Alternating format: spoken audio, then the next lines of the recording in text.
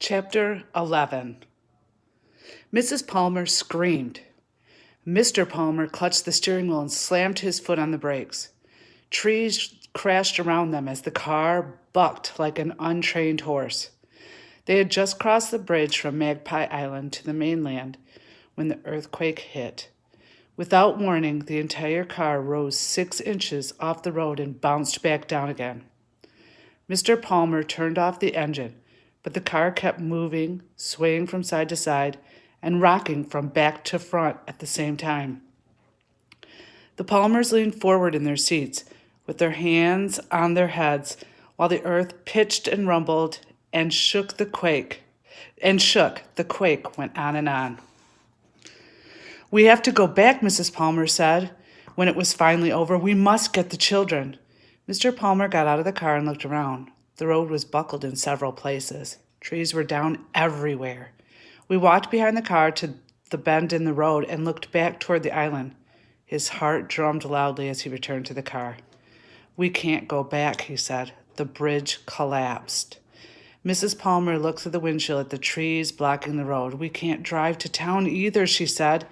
You'll have to walk to Beaverville for help. I'll wait here." Her ankle throbbed. The movement of the earthquake had made her legs bounce, and several times the broken ankle had slammed into the car door. She hoped she would not pass out from the pain. "I don't like to leave you," Mr. Palmer said. "There's no choice." He nodded. He looked at his wife and saw his own fear reflected in her eyes. Were Jonathan and Abby hurt? How long would it take for help to get to them? "Get help for Jonathan and Abby first," Mrs. Palmer said. "I can wait. They may not be able to." He nodded. "I'll hurry," he said. It was not so easy to hurry. He couldn't just run along the road to town. He had to climb over down trees and step around fallen branches. Half a mile from the car, power lines hung across the road. The wooden power pole tilted at a 45-degree angle, while the lines dropped downward. The wires hissed. Sparks flew out. Mr. Palmer walked half a city block out of his way to get past the wires without touching them. He hoped they didn't start a forest fire. Excuse me. This area was heavily wooded, and there had been no rain all summer. He added the power lines to his mental list of emergencies to deal with as soon as he got to town. Or did this mean there would be no telephone service in Beaverville? Maybe all the power and telephone lines went out of service. It might not be so easy to arrange a rescue for Abby and Jonathan and another for his wife. He wiped the sweat from his forehead and plunged on toward Beaverville. Fear surrounded them like a winter fog. His body swayed warm from the physical exertion, but inside his body stayed warm from the physical exertion, but inside his heart felt chilled. 3 hours later, he saw a house, set back from the road. He pounded on the door. A fat, balding man opened the door. "I need help," Mr. Palmer said. "Don't we all? My kids are alone on Magpie Island, and my wife's in the car back by the bridge with a broken ankle. I need to use your telephone."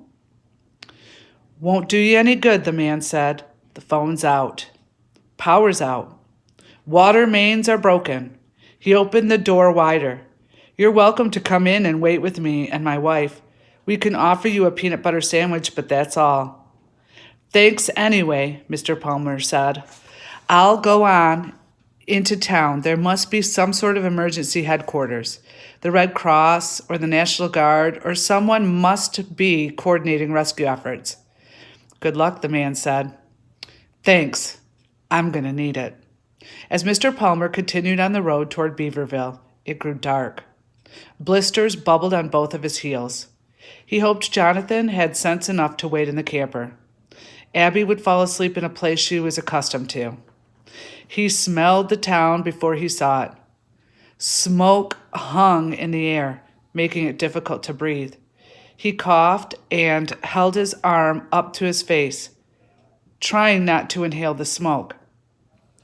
As he climbed a small hill, he saw an orange glow ahead.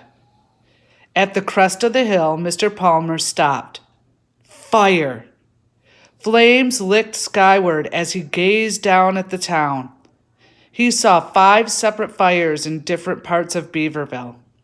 The road down the hill into town was free of debris. Mr. Palmer ran toward the fires. At the bottom of the hill, a group of people milled in the street watching one of the fires. Mr. Palmer couldn't believe that they were just standing around watching instead of trying to put the fire out. "Get water," he yelled as he ran toward them. "Get the fire department." The group turned toward him.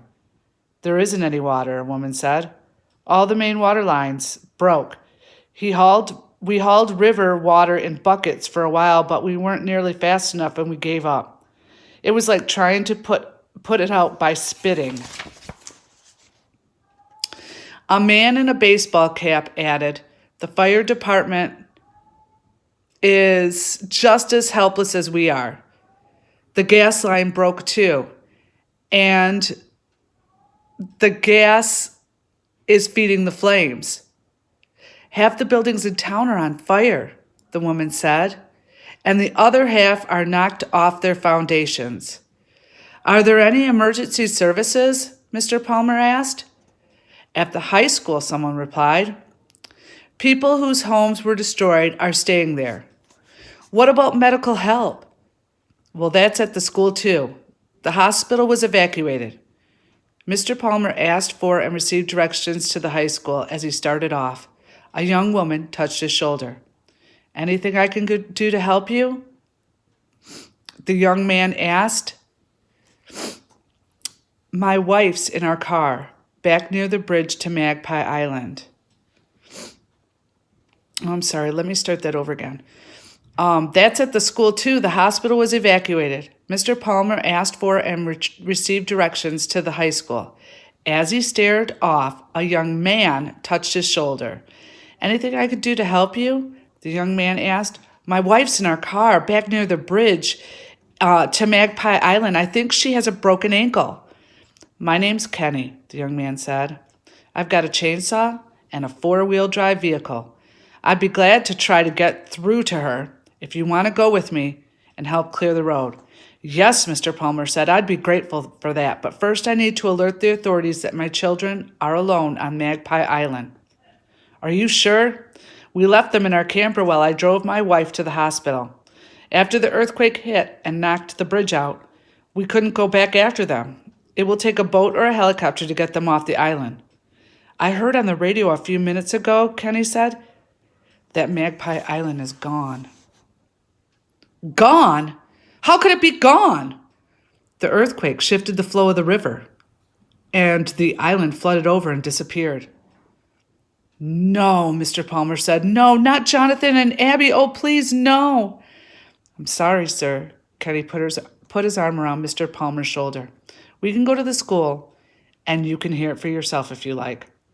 "I believe you. Shall we go find your wife?" Mr. Palmer started to follow Kenny, then stopped. "No, not yet," he said. "I have to let someone know that Jonathan and Abby are missing. There must be search planes or helicopters. How else would they know the island disappeared?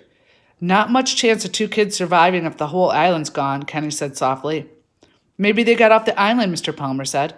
"Maybe they found a boat or something else that floats. Jonathan's a strong swimmer and our dog was with him. Maybe he and Moose got Abby to shore." As he spoke, he knew he was babbling. He saw the pity in Kenny's eyes and knew the young man thought grief was making him grasp at impossibilities. "Maybe I am," he thought. "Maybe there's no hope that Jonathan and Abby survived. But I can't give up without trying to find them." Wearily, he walked toward the high school.